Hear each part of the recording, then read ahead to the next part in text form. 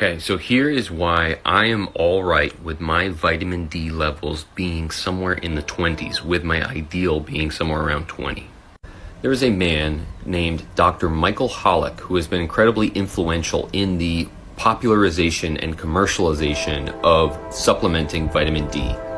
Long story short, he has a lot of financial incentives for supplementing vitamin D to be very popular. And yet, even with these financial incentives and ties, he was part of the board that was responsible for setting the boundaries of acceptable vitamin D levels. He was one of the people to influence the decision in setting 30 as the mark. Why did he set 30 as the mark?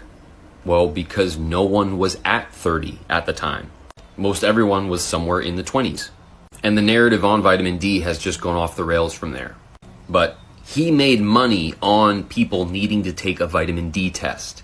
He influenced people taking more tests by saying, oh, your levels aren't high enough, it's got to be over 30.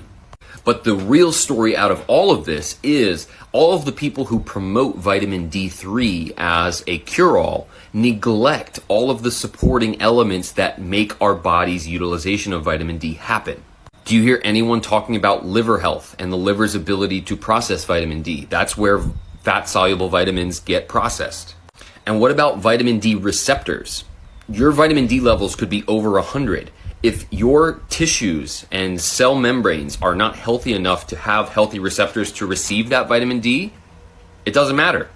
And that's why in the video that this comment is referring to, I make the point that if you clean up your liver and heal a lot of the underlying mechanisms of inflammation, your vitamin D levels will actually go down.